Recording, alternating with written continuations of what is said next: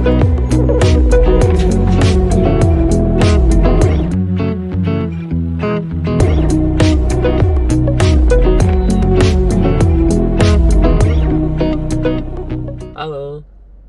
Assalamualaikum warahmatullahi wabarakatuh. Jumpa lagi bersama saya Dr. Resna Murti Wibowo. Sudah lama saya tidak mengisi materi ya, yang kira-kira dapat membantu memberikan wawasan ya, karena memang sudah mulai banyak kasus COVID kembali ya saat ini, dan beberapa ada tema yang harus saya utarakan tapi terhambat. Jadi saya kali ini akan berusaha menguraikan tentang beberapa fenomena yang sedang terjadi pada saat ini ya, setelah kejadian yang begitu banyak kasus di daerah India. Kali ini di Indonesia sudah mulai merebak ya, jadi mulai banyak pasien yang mengalami serangan COVID-19 ya. Tema kali ini adalah mempersiapkan mental, mempersiapkan tubuh terhadap ganasnya COVID-19 ya. Jadi kalau kita lihat sekarang sejak awal bulan Juni ini di tahun 2021 ya, kira-kira minggu pertama minggu kedua, kita bisa lihat bahwa jumlah pasien COVID-19 cukup meledak ya. Tampak meningkat begitu tajam ya, bahkan sampai jumlah hariannya bisa mencapai 21.000 ya. Dan ini juga tidak dapat dipungkiri bahwa jumlah ini cukup menjadi bahan fenomenal, karena di samping jumlah yang begitu banyak, korban jiwa pun mencapai cukup tinggi, bahkan sampai 300 jiwa per hari korban itu dapat terjadi ya. Kalau kita lihat kasus-kasus yang ada saat ini, kemudian jumlah kapasitas rumah sakit yang tidak mumpuni, karena dalam waktu cepat jumlah yang terjadi pada penderita COVID itu berlipat-lipat ya, sehingga terjadi penumpukan di rumah sakit, penumpukan di instalasi gawat darurat yang mengakibatkan tidak tercapainya kebutuhan pasien untuk mendapatkan pengobatan gitu. Nah, sedangkan kalau kasus ini udah terjadi, kita mesti bagaimana gitu? Apa mesti kita harus berdiam diri? Apakah kita harus malah mengalami ketakutan lagi? Saya tidak peduli dengan orang yang tidak percaya dengan COVID. Saya tidak ada masalah dengan kaum yang tidak percaya COVID, tetapi saya saat ini bermasalah dengan kondisi jiwa yang sedang terancam ya. Jadi sekarang kita lihat jumlah yang terjadi memang cukup banyak. Kita tidak akan menyalahkan kondisi sebelumnya, kita tidak akan mencari kenapa bisa seperti itu, tetapi sekarang kita bagaimana cara mengatasinya. Karena kalau kita mencari kesalahannya saja, tidak mencerna atau tidak menguraikan permasalahan tersebut, maka akan sia-sia ya. Jadi tolong, pertama kali untuk mempersiapkan diri pada saat pandemi ini yang lebih mengganas daripada sebelumnya, persiapkan yang pertama adalah kesiapan mental ya. Kesiapan mental bahwa kita harus terima kenyataan bahwa memang sedang banyak yang mengalami penularan COVID-19 ya. Kalau andai kata kita nggak siap mental, maka kita akan kerasa takut. Rasa ketakutan inilah yang akan menjadikan kekuatan imunitas kita akan turun secara tidak langsung ya. Rasa kecemasan inilah yang akan menghantui sistem metabolik pada tubuh kita, yang akan menjadikan berespon negatif ya. Karena pada saat kita takut, maka kita akan berusaha membuat diri kita tuh cemas ya, membuat diri kita tuh tidak merasa nyaman terhadap kondisi yang ada, sehingga kita tidak terima, tidak ikhlas. Upayakan kita akan terima dengan kondisi yang ada ya. Kita akan siap mental ya, sehingga hormon yang ada pada tubuh kita akan siap untuk memperkuat imunitas kita ya. Perkuat imunitas kita. Nanti ada beberapa hal yang kita bisa perkuat ya.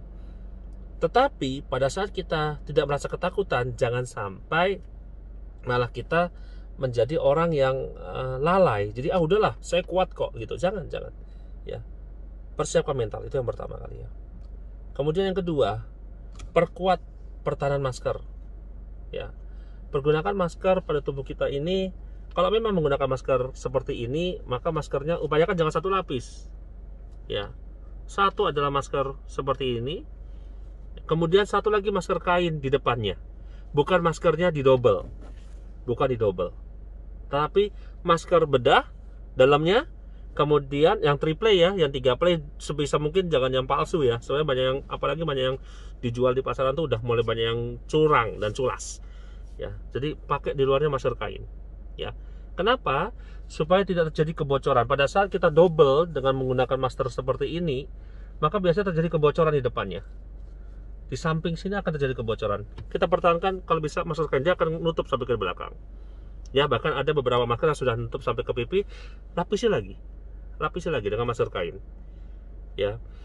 Kemudian kalau memang ada KN95 atau KN94 atau N95, silahkan pakai, nggak usah didobel lagi dengan masker bedah. Hanya satu macam saja. Ya, jadi kalau Anda kata memang Anda punya seperti ini, ya, N95 gitu, atau kita punya yang lain lagi yang seperti ini gitu, silahkan pakai. Tapi satu lapis saja, nggak usah dua. Walaupun sebenarnya itu lazimnya dipakai pada rumah sakit, ya. Jadi kita bisa pergunakan untuk yang lebih penting atau berkepentingan, ya. Jangan pernah maskernya ditaruh di bawah dagu, ya, di bawah dagu, atau maskernya, ya, bahkan cuma taruh di hidung saja, tidak menutup dagu. Jangan pernah taruh seperti ini juga, ya. Kemudian banyak juga biasanya kalau habis makan ditaruhnya begini saja, ya, kemudian dipakai kembali. Ya, hati-hati, dagu kita belum tentu bersih, ya. Dan telinga ini kadang-kadang kita sering taruh kan di atas meja, nempel, klek gitu, nempel ke sini. Kalau nempel kita nggak tahu nih ada virus apa nggak yang nempel di belakang sini. Buang, jangan digunakan kembali, ya. Jadi masker ini harus utamakan dia bagus dan bersih. Maka biasanya kalau kita menggunakan masker ini, kan biasanya sering terurai, pastikan rapat. Bisa diikat dengan metode yang WHO pernah berikan, diikat, atau memang cari yang sudah mepet ke dalam, seperti yang 4 ply. Itu banyak yang dijual kok, gampang kok sebenarnya dicari. Ya, masker utamakan. Itu yang pertama. Yang kedua, cuci tangan. Sudah lupa, sudah banyak yang kita lakukan ternyata tidak mencuci tangan. Cuci tangan, ya, sampai dengan 30 detik, ya, bersihkan, ya, sampai ke sela-selanya, ya. Kemudian yang kedua bisa dengan menggunakan hand sanitizer. Kita semprot, boleh disemprot, semprot gini bisa, nggak apa-apa, tapi jangan langsung dielap. Pertahankan dulu sampai dengan 20 detik, ya, dibersihkan. Kemudian kalau seandainya kita sudah melakukan pembersihan dua ini, kemudian kita melakukan pada saat aktivitas. Nah, jika memang kita beraktivitas dengan orang yang cukup banyak sosialnya, maka tolong ambil jarak 1 hingga 2 meter. Utamakan sama-sama menggunakan masker, ya. Utamakan sama-sama menggunakan masker. Jangan diingatkan gunakan maskernya. Jangan sampai malah kita membuat cedera orang lain, ataupun mereka membuat cedera kita ataupun keluarga kita. Kemudian kalau andai kata kita berada di ruangan, misal kita ingin makan gitu, andai kata kita keluar makan, saya nggak menganggap untuk saat ini atau nanti setelah pandemi ini akan mulai turun, utamakan tempat makanannya itu adalah yang mempunyai ventilasi yang cukup baik. Ventilasi yang baik, ya, terbuka, ada jadi suasana lebih bagus, ya, tidak tertutup, tidak di ruangan yang AC, ya. Dan sebisa mungkin kalau makan jangan beramai-ramai. Kalau memang beramai-ramai, kita buat jarak yang secukupnya. Jarak 1 meter sudah cukup sebenarnya. Tapi dengan syarat sebisa mungkin ada ventilasi, ya. Seandainya kita bertemu dengan orang lain, ingat durasinya. Apalagi kita kalau nggak pakai masker, ingat durasinya, jaraknya juga harus kita lihat. Jangan terlalu lama. Kita nggak tahu siapa yang kita temui itu COVID apa tidak, gitu. Andai kata kita dibilang ini ada varian Delta, varian Beta, varian Alpha, atau varian yang lainnya, jangan berfokus jenis variannya, tapi fokuslah pada pertahanan tubuh kita, ya, pertahanan tubuh kita. Kemudian yang berikutnya adalah makanan. Dok, saya perlu makan apa, gitu, makan minuman apa yang membuat saya lebih kuat? Mau makan apa saja boleh, apa saja boleh. Yang penting makan itu enak, ya, dapat kita nikmatin, bergizi baik, cukup buat gizi kita, dan juga baik dan halal. Ya. Jadi, dok saya pengen makan nasi ayam, boleh silakan. Nasi sayur, boleh. Memakan mie boleh nggak? Silakan, saya nggak akan larang. Yang penting makanan tersebut membuat sugesti kita akan lebih baik. Sugesti kita akan merasa nyaman, sehingga imunitas kita akan naik. Gitu ya. Minum yang cukup, air putih yang cukup. Ada dosisnya berat badannya. Memang biasanya kita cukup minimal 2,5 liter minimal air putih. Ya. Jangan sampai kekurangan air putih, karena pada saat kita kekurangan air putih, maka kita akan mengganggu pada sistem metabolik tubuh kita.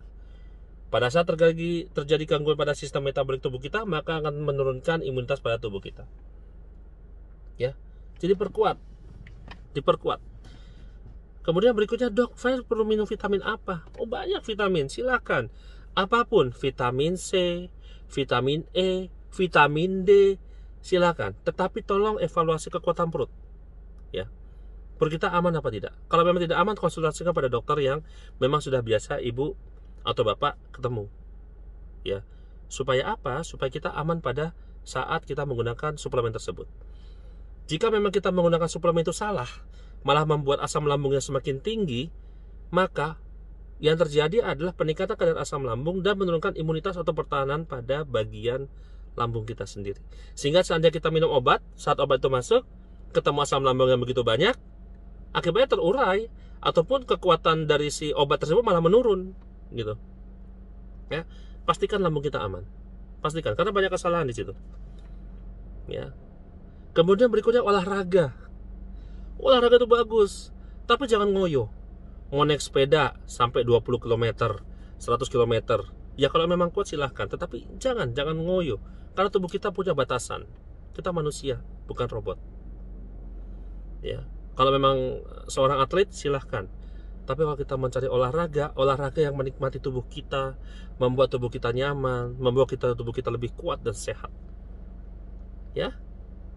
Kemudian berikutnya adalah bergembira. Di saat kita memang terjepit, kita harus berusaha bergembira. Mau gimana pun caranya. Seandainya memang suka dengan membuat program, buat program. Seandainya memang suka membuat YouTube, buat YouTube. Seandainya memang suka dengan membuat gambar, buat gambar. Ya, seandainya memang suka membuat ciptaan lagu, silakan buat ciptaan lagu. Asal jangan merugikan orang lain. Ya, membuat diri kita bahagia, bahkan kita dapat membantu orang lain ikut bahagia. Membuat diri kita bermanfaat bagi orang lain, dan orang lain juga bermanfaat buat kita, gitu. Ya, selebihnya sholat, ibadah, bersedekah, ataupun kita mempasrahkan diri, ikhlas. Ya, karena segala sumber penyakit itu memang seandainya memang sudah ditentukan pada seseorang itu kena, memang ditentukan sama pencipta kita. Jangan merasa kenapa saya kena, kenapa bukan dia yang kena. Banyak orang yang membutuhkan saya, tidak. Sudah ditentukan sama Allah Subhanahu wa Ta'ala. Ikhlas dengan keadaan, jangan terlalu takut, karena takut sesungguhnya memang kepada Sang Pencipta. Ya, kita berusaha semaksimal mungkin supaya kita menjadi sosok yang sehat, yang selalu bugar dan selalu bermanfaat buat orang lain. Jadi, jadikan diri kita percaya diri. Jika suatu saat nanti ada keluhan, rasa tidak nyaman pada tubuh kita, rasa meriang atau rasa lelah yang berlebihan, ya hampir tidak nyaman deh pokoknya. Kemudian kok badan saya ngilu-ngilu sekali, ya tolong evaluasi dalam 2-3 hari. Kalau memang tidak mengalami perbaikan, malah mengalami perburukan, segera cek. Saya tidak bilang meng-covidkan, saya tidak bilang ini adalah suatu penyakit covid, tapi cek. Ya, karena masa ini adalah demam berdarah juga banyak, hepatitis juga banyak, tifus juga masih ada. Itu jangan sampai malah jadi cederanya berkepanjangan. Jaga diri kita, jaga keluarga kita, karena masih banyak yang membutuhkan kita. Insya Allah kita akan terjaga selalu. Tetap sehat, bugar, dan bermanfaat. Wabillahi taufiq wa hidayah. Wassalamualaikum warahmatullahi wabarakatuh. Salam sehat.